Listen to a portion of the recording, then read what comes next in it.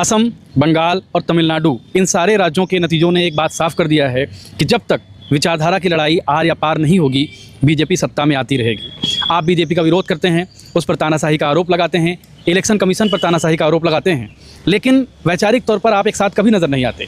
Opposition की पार्टियां कभी एक साथ नज़र नहीं आती हैं। विचारधारा के स्तर पर आप कभी ज़मीन पर लड़ते दिखाई नहीं देते हैं।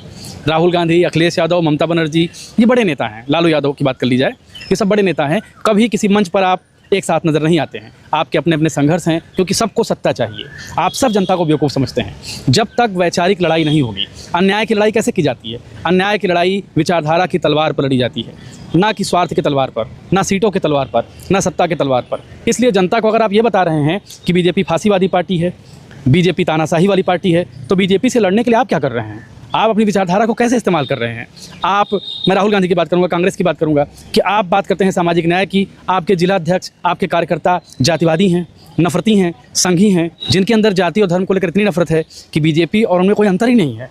तो आप जब तक संगठन में बदलाव नहीं करेंगे, जब तक आमूल-चूल परिवर्तन नहीं करेंगे, जब तक स्वार्थ को छोड़कर एक साथ नहीं आएंगे, तब तक भारत पे इसी तरह की चीज़ें चलती रहेंगी।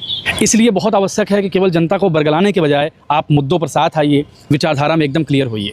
ममता बनर्जी ने जिस तरह से बंगाल पर राज किया, सब कोई जानता है, कोई भी समझदार आदमी जानता है कि ममता बनर्जी ने बहुत सारी ब्लंडर्स किए। ममता बनर्जी ने बंगाल को रोजगार विहीन राज्य बना दिया।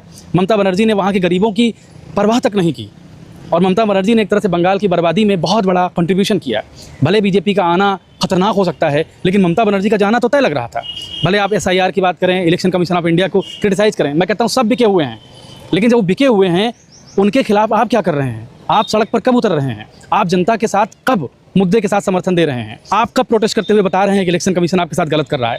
आप भी तो सीटें जीतने के लिए जुगत लगा रहे हैं, कहीं किसी पार्टी से गठबंधन कर लेंगे, कहीं किसी पार्टी से गठबंधन कर लेंगे। कोई विचारधारा नहीं, कोई समझ नहीं, कोई आइडियोलॉजिकल अंडरस्टैंडिंग नहीं है। तो इस तरह से केवल और केवल गाली देने से बीजेपी को काम नहीं चलेगा, बल्कि विचारधारा के स्तर पर लड़ने से काम चलेगा। आज अपोजिशन में खुले तौर पर कहता हूँ कि सबसे बड़ा नकारा अपोजिशन है।